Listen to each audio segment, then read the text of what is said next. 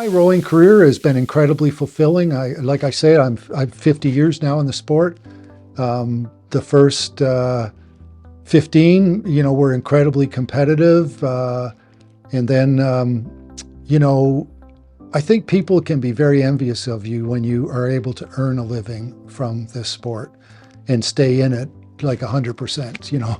Not just a rower, but somebody who earns a living in the sport. And I was able to go from national team rowing to working for Rowing Canada, and I worked for Rowing Canada twice for 4 years between 1990 and 94, and again in 95 and 96.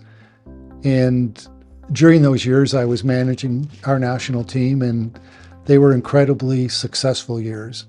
And in 92, our national team won 5 medals at the Barcelona Olympics, 4 golds, which was a high water mark in Canada before and since. I didn't intend to stay with Rowing Canada more than through the Barcelona Olympics, but I decided to stay one more year. And the following year in 93, we won 7 medals at the World Championships, which is still the high water mark for Canadian rowing. And I left and to do other pursuits in rowing. And I was invited back in late 94 to get through 95 and get through the 96 Olympics. And I was able to arrange my schedule to do that part-time. And we won 6 medals at the Atlanta Olympics, which is the high water mark for Olympic rowing in Canada. So my time working for Rowing Canada was incredibly fulfilling, and I still look back on those years very fondly. I was able to then go on from that to work for another boat builder for a couple of years before going to work at Diamond Aircraft as a consultant, and then eventually start up Fluidesign. But for the better part of my adult life, I've earned a living in the sport of rowing.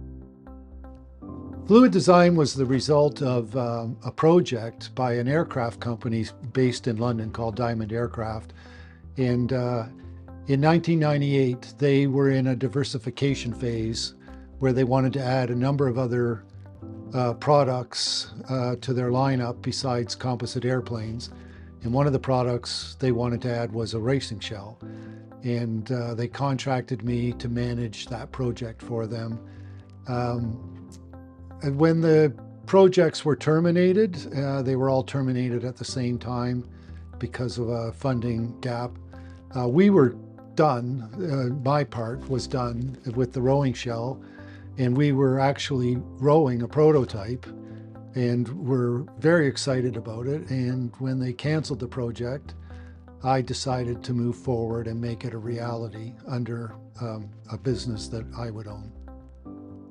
Well, the decision to become a business owner was more or less forced on me when Diamond Aircraft canceled their projects and we made the decision to bring it to fulfillment. That necessitated me starting up my own business. It was an easy decision to do. My wife and I we had no debt and we had some resources, and it was a risk we thought was very minimal to take on, and it worked out. The name Fluidesign, it actually took quite a long time, weeks to be totally honest. We really toiled with what we would call the business, and of course at the time almost all the boat builders were named after the owner. And I thought, to be honest with you, Henry Boatworks didn't really ring. It didn't come off your lips well. But on top of that, I really thought there was a bit too much vanity in naming the company after yourself. And so I was very resistant to naming it the way almost every other boat builder names their companies. So we struggled really quite for a long time trying to come up with a name. And then one day I was thinking about a very early experience in my rowing life, and our coach was following our boat down the river, and he was coaching me to do a couple of things, and suddenly he said, "Wow, that was the best stroke I've ever seen you row." you were absolutely fluid.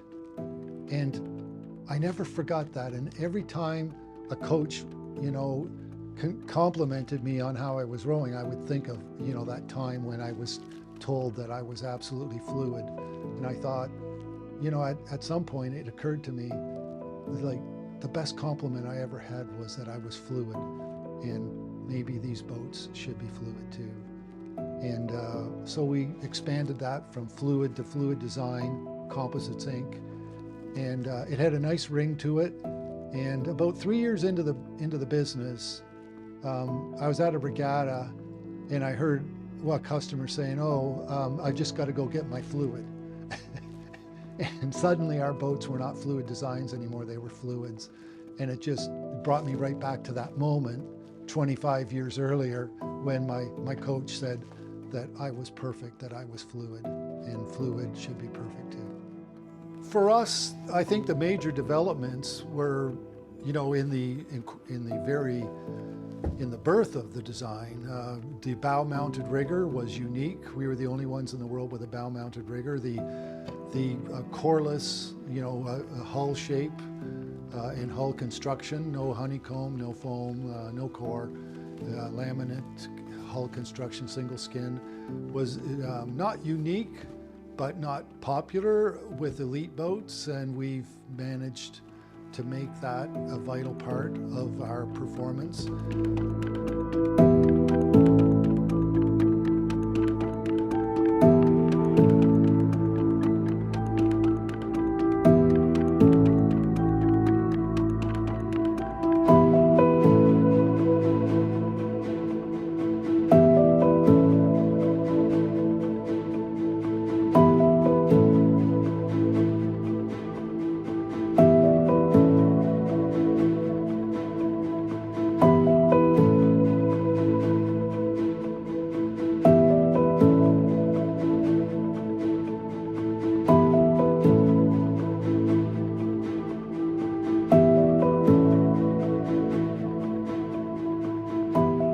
We really work hard at owning a fluid a really a positive experience. I mean, you buying a boat, getting it delivered, because they're going thousands of miles from here, getting trade-in value for your boat, so that and getting it back to us instead of trying to sell it to somebody yourself on the opposite coast of the country. I mean, we make the whole experience of owning a fluid as, hassle-free as possible. Our mission from day one at Fluid Design was to build the best possible boat we could. We were really confident with the product we had developed at Diamond, and we had some ideas that could enhance what was the result of that project. We were also very focused on customers, and with the strong belief that in the rowing world, the way to succeed was to have your customers basically endorse and promote you. And by saying that, I mean, the most gratifying thing in the world for me is when a customer says to me, "I love my boat. I love a fluid."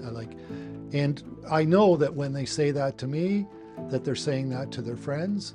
And rowers frequently, before they make a purchase of a boat, they'll ask other people in the rowing club, in the boathouse, what they think of their boats. And I'm most proud of the fact that our customers overwhelmingly endorse our products, and with a great deal of emotion, encourage people to buy fluids.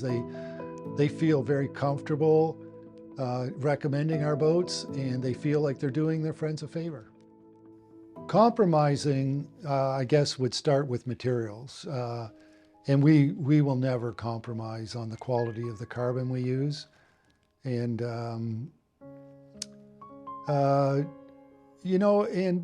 instilling in the workers the quality of the end product that they have to produce, and instilling in them a lot of pride that when their part of the boat moves on to the next stage of production, that what they did was really good.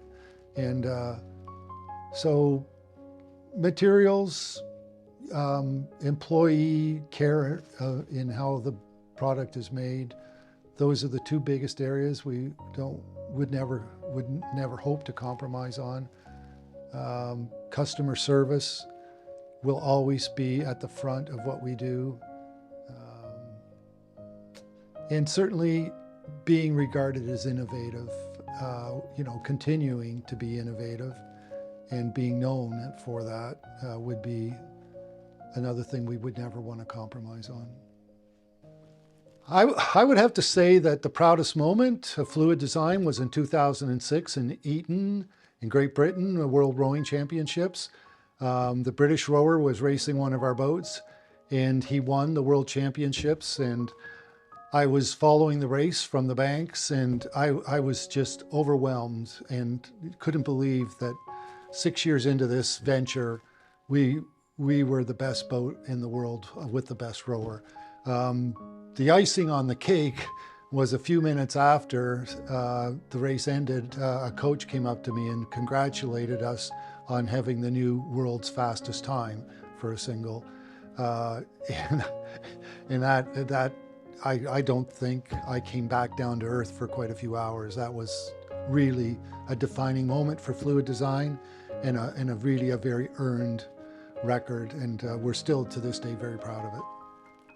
I would say that compared to 25 years ago, physically, the premises we were in when we started was a rented space. It was 4,400 square feet. And we just kept renting more units as we grew until finally we had to move out of it after we got to 12,000 square feet into the current building that we own, and is 38,000 square feet. So from 4,400 square feet to 38,000 would be easily the biggest physical difference in what we do. The next thing would be the size of our workforce. When we started out, there was 3 of us. Me and 2 other gentlemen, and that grew slowly, to 4, 5, 6, 7, 8, and now, the better part of 30 people. But being in our own building and having that building be more than large enough for the expansion we need to do in the future is the biggest difference. Our workplace is really enjoyable. Every day I come in here and I walk through the floor, and these guys, they're working really hard. They're almost always smiling. They're happy. They bring their friends to work here. They bring family members to work here. And we're almost like a family. Everybody feels appreciated, and everybody feels like they accomplished something when they leave at the end of the day. In the next 10 years, it's definitely going to continue the trend that it has now, and that's expanding from singles to other boats, and pairs and doubles and fours and Cox fours has been a big push of ours for the last 10 years, and it's definitely working. Our business soon will not be dominated by singles alone. Pretty soon the other boats will be like at least half of our sales. So that's where we're headed. If you love what you do, you'll never work a day in your life. And, that's very true. I mean, I love what I do. I've loved everything I've done in rowing, and all of it, like rowing itself, I would have done for free. It's been very satisfying, very gratifying, very fulfilling. And all my best friends have come from the sport, and I've made an incredible number of good friends. And there's just been so many experiences, and a lot of them, in very foreign places, going to many, many world championships, Olympics, and being with other people that are as consumed with rowing as I am, and we share a lot of moments. And I feel like still a very youthful 70-year-old. I still got things, not necessarily that I want to accomplish, but things that I want to enjoy and appreciate with the sport. And I'm not nearly done.